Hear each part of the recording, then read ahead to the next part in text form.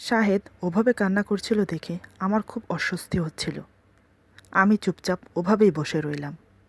কিছুক্ষণ অতিবাহিত হওয়ার পর বললাম, রাত অনেক হয়েছে, আমার ঘুম পাচ্ছে। দয়া করে যদি ওঠেন তাহলে আমি ঘুমাতে পারি। আমার কথা শুনে শাহেদ উঠে পড়ল। চোখ মুছতে মুছতে বলল, ঠিক আছে, তুমি এখানে ঘুমাও, আমি সোফায় ঘুমাচ্ছি। চুপচাপ ঘুমিয়ে পড়লাম। আমি আর কিছু বললাম না, হাঁপ ছেড়ে বাঁচলাম। এবার নিশ্চিন্তে শোয়া যাবে। শুয়ে শুয়ে ভাবছি, এখন শিপন কী করছে, কেমন আছে? ও কি আমাকে ভুল বুঝলো? এখানে আমার দোষটা কোথায়? আমি তো নিজের ইচ্ছে থেকে ওকে ঠকাইনি। মন থেকে ভালোবেসেছিলাম ওকে। কত স্বপ্ন ছিল ওকে ঘিরে আমার। এই অমানুষটার জন্য সব শেষ হয়ে গেল। মা বাবা তারা কেন এলো না আমাকে নিয়ে যেতে? নানান রকমের কথা মনে আসছিল। জানি না কপালে কি আছে। ভাবতে ভাবতে একসময় ক্লান্ত হয়ে ঘুমিয়ে পড়লাম। পরের দিন সকালে ঘুম ভাঙল আমার। জেগে দেখি শাহেদ তখনও সোফায় ঘুমাচ্ছে। আমি ফ্রেশ হয়ে বসে আছি। কিছুক্ষণ পর ভাবি এসে দরজা ধাক্কাচ্ছে। দরজা ধাক্কানোর শব্দে শাহেদ উঠে গেল। ও নিজে গিয়ে দরজা খুলে দিল। সকালে নাস্তা খাওয়ার জন্য ভাবি ডাকতে এসেছিলেন। তাড়াতাড়ি আসতে বলে চলে গেলেন। এবার আমার দিকে তাকিয়ে বলল, গুড মর্নিং, আশা করি রাতের ঘুম ভালো হয়েছে তোমার। আমি ফ্রেশ হয়ে আসছি, তারপর একসাথে নাস্তা খেতে যাব। আমি কিছু বললাম না। শাহেদ ফ্রেশ হতে চলে গেল। কিছুক্ষণ পর এসে আমাকে বলল, চলো, সবাই ওয়েট করছে নিচে, নাস্তার টেবিলে, এমনিতে অনেক দেরি হয়ে গেছে। আমি বললাম, আমার খিদে নেই। শাহেদ বলল, কালকেও কিছু খাওনি, এখন চলো, সবাই ওয়েট করছে নিচে। আমি আবার বললাম তো খিদে নেই আমার, আপনি যান। শাহেদ কিছু না বলে চলে গেল নিচে। কিছুক্ষণ পর আমার জন্য নাস্তা নিয়ে এলো। তারপর আমাকে বলল, নাস্তা খেয়ে নাও, না খেলে শরীর খারাপ করবে। আমি আবার রাগিত সুরে বললাম, এক কথা আর কতবার বলবো আপনাকে যে আমার খিদে নেই? শাহেদ বলল, আমিও এখনও নাস্তা খাইনি, তোমার সাথে খাবো বলে। তুমি কি চাও আমি না খেয়ে থাকি? আমি এবার চেঁচিয়ে বললাম, আমার সাথে আপনার কোনো ভাগ নেই, আপনার খাবার আপনি খাবেন, কেউ তো মানা করছে না। শাহেদ বলল, তুমি না খেলে আমি কি করে খাই? শত হলেও তুমি আমার স্ত্রী। স্বামী কখনো স্ত্রীকে ফেলে খেতে পারে না। আমি বললাম, কে বলছে আমি আপনার স্ত্রী? আপনি আমাকে স্ত্রী মানলেও আমি আপনাকে স্বামী হিসেবে মানি না। জোর করে বিয়ে করেছেন বলে এটা ভাববেন না জোর করে সব কিছু পাবেন। আমি আপনাকে কোনো দিনও স্বামীর অধিকার দেব না। আপনি আমাকে কাঠপুতুলির মতন বউ বানিয়ে রাখতে পারেন, কিন্তু দেহ মন কোনোটাই পাবেন না। শাহেদ আমার কথাগুলো শুনে গম্ভীর হয়ে বলল, আমি ইচ্ছে করলে সব করতে পারি, কিন্তু সেটা আমি করব না। আমার আশা তুমি একদিন ঠিক আমারই হবে। এটা ভুলে যেও না আমি একজন পুরুষ। তোমার থেকে ভালোবাসা 1-2 ভিতর আমি আদায় করতে পারি, কিন্তু আমি সেটা করব না। আমি ওই ধরনের ছেলে না। জোর করে হয়তো বিয়ে করেছি তোমাকে, কারণ হারানোর ভয় ছিল তাই। এখন তুমি আমার বউ, হারানোর ভয় নেই। অপেক্ষা করব তোমার ভালোবাসার জন্য। সত্যিকারের ভালোবাসা জয় হবে। আমি বললাম, সেই আশা নিয়েই থাকুন, যেটা কোনো দিন হবার নয়। যেই মন একজনকে দিয়ে দিয়েছি সেটা আরেকজনকে কিভাবে দেব? কোনো দিনও পারবো না। শিপন আমার প্রথম এবং শেষ ভালোবাসা, তাকে জীবন গেলেও ভুলতে পারবো না। এতক্ষণ শাহেদ শান্ত ছিল। শিপনের কথা শুনতেই ওর মেজাজ বিগড়ে গেল। জ্বলন্ত চোখ নিয়ে আমার দিকে তেড়ে এলো। কষে একটা থাপ্পড় মেরে বলল, আজকের পর থেকে ওই হারামজাদার নামটা যেন না শুনি। যদি আরেকবার শুনি তাহলে জিভ টেনে ছিঁড়ে ফেলব। থাপ্পড়টা এত জোরে পড়েছিল 5 আঙুল বসে গেছে। মাথাটা একদম ঝিমঝিম করে উঠল। গালে হাত দিয়ে বসে পড়লাম। কিছু না বলে নাস্তা না খেয়ে চলে গেল। আমি ওখানেই বসে ফুপিয়ে ফুপিয়ে কাঁদছি। শাহেদ ওভাবে রুম থেকে বেরিয়ে যেতে ভাবি খেয়াল করল। সোজা এলেন আমার কাছে। দেখেন আমি কাঁদছি। আর নাশতা ওভাবেই পড়ে আছে। আমার কাছে এসে আমাকে সান্ত্বনা দিতে লাগলেন। বললেন, দেখো বোন, শুধু শুধু ঝামেলা করছো। কী লাভ ঝামেলা করে? এমনিতেও ও তোমাকে ছাড়বে না। যে তোমাকে নিজের জীবনের চাইতেও বেশি ভালোবাসে, যেমনই হোক, যত কিছুই হোক, সে তোমাকে ছাড়বে না। আমি জানি ও একটু জেদি, কিন্তু এমনিতে মনের দিক দিয়ে অনেক ভালো। এখন তোমার সাথে ঝামেলা করে বেরিয়ে গেছে।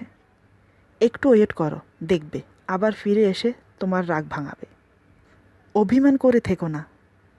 আগে যা হয়েছে সব ভুলে যাও। তুমি যদি এখান থেকে যাও, যাকে ভালোবেসেছ সে কি তোমাকে বিয়ে করবে? কখনোই না। এই সমাজ আরও তোমাকে নিয়ে উপহাস করবে। আঙ্গুল দেখিয়ে বলবে, ওই দেখো, বিয়ে করে কয়েকদিন ইউজ করে ছেড়ে দিয়েছে।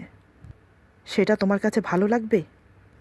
তোমার ফ্যামিলি যখন প্রতিনিয়ত তোমার জন্য মানুষের কাছে ছোট হবে, তোমার ভালো লাগবে? মানলাম তুমি ডিভোর্স হয়ে চলে যাবে। দ্বিতীয়বার তোমাকে কেউ বিয়ে করবে? কেউ করবে না। কেন জানো?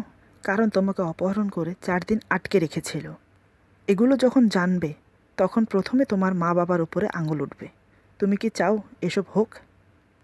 তার চেয়ে ভালো অন্তত সম্মানের সাথে স্বামীর সংসার করো। হয়তো এখন তোমার ভালো লাগছে না, শাহেদকে তোমার পছন্দ হচ্ছে না। ধীরে ধীরে মেনে নিতে কোনো সমস্যা নেই। এক সময় সবই তোমার কাছে ঠিক লাগবে। ট্রাই করে দেখো। আর নাস্তা কেন খাওনি? তুমি খাওনি দেখে মনে হয় শাহেদও নাস্তা খায়নি। এমনিতেও বেশিক্ষণ না খেয়ে থাকতে পারে না। ওর শরীর অসুস্থ হয়ে পড়ে। দয়া করে ওকে উপবাস রেখো না। আমার কথাগুলো ভেবে দেখো। এই বলে ভাবি চলে গেলেন। ভাবির প্রতিটা কথাগুলো ভাবতে লাগলাম। উনি ভুল কিছু বলছেন না, কিন্তু আমার মন থেকে তো আমি কোনোভাবেই মেনে নিতে পারছি না। ভাবির কথাই সত্যি হলো। কিছুক্ষণ পর শাহেদ রুমে প্রবেশ করল। হঠাৎ আমার দিকে চোখ পড়তেই দেখল আমার গালে 5 আঙুলের দাগ বসে গেছে। বুঝতে পারল ওর থাপ্পড়টা আমার খুব লেগেছে। তৎক্ষণাৎ শাহেদ দরজার চিপায় হাত ঢুকিয়ে দিয়ে খুব জোরে চাপ মারল। লোহার দরজা ছিল, সাথে সাথে আঙুল কেটে রক্ত বেরোতে লাগলো। আঘাতটা খুব গুরুতর ছিল। হাতের 4টা আঙ্গুলই কেটে গেছে। ব্যথায় চিৎকার করে উঠল। আমার চোখ গেল সেদিকে।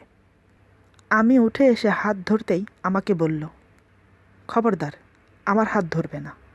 আমার এটাই প্রাপ্য। আমি কি করব ভেবে পাচ্ছি না। তাই আমি ভাবিকে ডাকতে চলে গেলাম। ভাবি তৎক্ষণাৎ ব্যান্ডিজ ডেটল নিয়ে হাজির হলেন। যেই না ভাবি ধরতে যাবে, শাহেদ চেঁচিয়ে বলল, তোমাকে কে রেখেছে এখানে? যাও এখান থেকে। ভাবি বলল, অতিরিক্ত কেটে গেছে, এভাবে থাকলে ক্ষতি হবে, ব্যান্ডেজ করে দেই। শাহেদ বলল, কিচ্ছু করতে হবে না। আমার মেজাজ গরম করো না, দয়া করে এখান থেকে যাও। তারপর ভাবি আমাকে ইশারা করে ব্যান্ডেজ ডেটল রেখে চলে গেলেন। আমি বললাম, প্লিজ অমন করে হাতটা রাখবেন না, তাহলে ইনফেকশন হয়ে যাবে। এখন একটু ব্যান্ডেজ করে দেই, বিকেলে না হয় ডাক্তারের কাছে যাবেন। শাহেদ বলল, ব্যান্ডেজ না করলে কি হবে? মরে যাব? তাহলে তো আরও ভালো। অন্তত তুমি মুক্তি পাবে। আমি তো তোমার পথের কাঁটা, তাই দরদ দেখাতে এসো না। মরতে দাও আমাকে, অন্তত তুমি শান্তি পাবে। আমি রসিকতা করে বললাম, হাত কাটলে কেউ মরে না, জাস্ট হাতে ইনফেকশন হবে। যে জায়গায় ঘা তাড়াতাড়ি শুকিয়ে যাবে, ইনফেকশন হলে একটু দেরিতে শুকাবে। শাহেদ বলল, ও আচ্ছা, তাহলে মরবো না? দাঁড়াও, মরার ব্যবস্থা করছি। আমার কথাতে এতটা সিরিয়াস নিয়ে নেবে ভাবতে পারিনি। হঠাৎ করে খাটের পাশে টি টেবিলের ডয়ার থেকে রিভলভার বের করে মাথায় ধরল। এহেন অবস্থাতে সত্যি বলতে আমি ঘাবড়ে গিয়েছিলাম। গুলি না চালিয়ে দেয়? আমি বললাম, প্লিজ প্লিজ পিস্তলটা নিচে রাখুন। আপনি যা বলবেন আমি তাই শুনব। আপনার কথার অবাধ্য হব না। এই পরিস্থিতিতে ভাবিকে ডাকব, ওইটাও মাথায় আসছিল না। শাহেদ বলল, তোমার কথা কে শুনবে? তুমি আমাকে ভালোই বাসো না, দয়া করছো? আমি বললাম, দয়া না, স্বামীকে কেউ দয়া করে? আপনি আমার স্বামী। স্বামীর কথা শোনা স্ত্রীর ধর্ম। আপনার কিছু হয়ে গেলে আমার কি হবে? প্লিজ, আপনি এমন করবেন না। পিস্তলটা দিয়ে দিন। কথার জালে ভুলিয়ে আমি পিস্তলটা কেড়ে নিলাম। বুকে হাত দিয়ে বড় করে নিঃশ্বাস ফেলে বললাম, উফ, বড্ড বাঁচা বেঁচে গেলাম। আর আপনি সুইসাইড করতে কেন চেয়েছিলেন? আপনার কিসের কষ্ট? সুইসাইড করলে আমি করব, কারণ দুঃখ বেশি আমার। আপনি তো আমাকে ভয় পাইয়ে দিয়েছিলেন। যদি গুলিটা লেগে যেত তখন কি হতো? শাহেদ বলল, কি হতো? আমি মরে যেতাম। তুমি মুক্তি পেয়ে যেতে। আমি বললাম, আহা হা হা, মুক্তি পেয়ে যেতাম? আপনার ফ্যামিলি আমাকে জেলখানায় পাঠাতো। সারা জীবন ওইখানে চাক্কি পিষতে হতো। আমার জিন্দিগি শেষ হয়ে যেত। উফ, এবারের মতো বড্ড বাঁচা বেঁচে গেলাম। আমার কথা শুনে শাহেদ হেসে বলল, তাহলে একটা সুইসাইড লেটার লিখে সুইসাইড করতে হবে, যাতে করে তোমাকে কেউ জেলখানায় না পাঠায়। আমি বললাম, হয়েছে, অনেক বকবক করছেন। এখন এখানে চুপ করে বসুন। আমি হাতটা ব্যান্ডেজ করে দিই। এখনও রক্ত বের হচ্ছে। শাহেদ বলল, কোনো দরকার নেই। এটা আমার প্রাপ্য ছিল। অন্যায় যখন করেছি শাস্তি তো পেতেই হবে, তাই না? আমি বললাম, কি এমন অন্যায় করেছেন যার জন্য হাতে ব্যান্ডেজ করতে দিচ্ছেন না? শাহেদ বলল, তোমার গায়ে হাত তুলেছি। থাপ্পড়টা খুব লেগেছে, তাই না? গালে 5 আঙ্গুলের দাগ বসে গেছে। খুব কষ্ট হয়েছিল, তাই না? আসলে তোমার মুখে অন্য কারোর কথা শুনতে চাই না, তাই নিজেকে সামলাতে পারলাম না। সরি, মাফ করে দিও। শাহেদের কথা শুনে আমি রীতিমতো অবাক। আমার জন্য নিজের হাত কেটে ফেলেছে?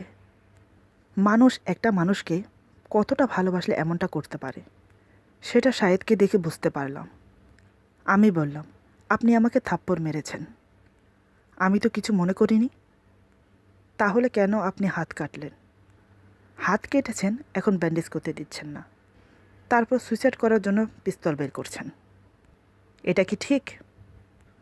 আপনি না আমাকে ভালোবাসেন? একবারও ভাবলেন না আপনার কিছু হলে আমি কোথায় যাব?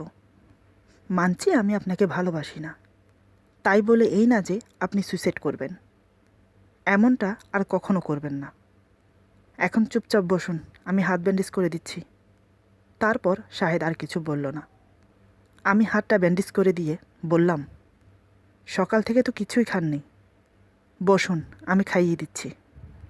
আমার এই আচরণ দেখে শাহেদ অবাক হয়ে আমার দিকে তাকিয়ে আছে। বিশ্বাস করতে পারছে না আমি ওর সাথে এমনভাবে কথা বলছি। হাঁ হয়ে তাকিয়ে আছে আমার দিকে। আমি বললাম, কি ব্যাপার, অমন করে চোখ বড় বড় করে কি দেখছেন? আমি ভূত বা পেতনি নই, একজন মানুষ যে এখন আপনাকে নাস্তা খাইয়ে দেবে। হাত কেটে ফেলেছেন, খেতে তো পারবেন না, তাই খাইয়ে দিচ্ছি। অবাক তো হবারই কথা। যে কিনা সকালে সব কিছু অস্বীকার করলো, এখন সে আদর করে খাইয়ে দিচ্ছে।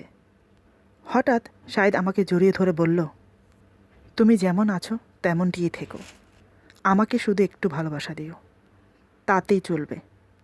কথা দাও আমাকে ছেড়ে যাবে না। আমি কি বলবো ভেবে পাচ্ছি না। তারপর স্বাভাবিক হয়ে বললাম, আগে নাস্তাটা খেয়ে নিন, সেটা পরে দেখা যাবে। আমাকে ছেড়ে দিয়ে মুখ ফিরিয়ে নিয়ে বলল, খাবো না। এখন আদর করে খাইয়ে দেবে, পরে আবার দূরে ঠেলে দেবে। তার চেয়ে ভালো আমি না খেয়ে থাকি। আমি বললাম, কাল থেকে আমি কিছু খাইনি। আমার কিন্তু প্রচণ্ড খিদে লেগেছে। আমার খিদে লাগলে মাথা ঠিক থাকে না, তখন কিন্তু আমি আপনার মাথা ফাটিয়ে দেব। সেটা ভালো হবে? চুপচাপ খেয়ে নিন। শাহেদ আর কিছু বলল না, লক্ষ্মী ছেলের মতো খেতে লাগলো। আমি ওকে খাইয়ে দিয়ে মুখ পুছে দিলাম শাড়ির আঁচল দিয়ে। তারপর নাস্তার প্লেটগুলো ভাবিকে দিতে গেলাম। ভাবি আমাকে দেখে আরও অবাক হয়ে গেলেন। বলল, কি ব্যাপার, তুমি হঠাৎ বাহিরে, কিছু কি লাগবে? আমি বললাম, না ভাবি, নাস্তা খাওয়া শেষ, প্লেট দিতে এসেছি। ভাবি মুচকি হেসে বলল, তাহলে তো বাসর ঘরটা আবার দ্বিতীয়বার সাজাতে হয়। কি বলিস ছোট?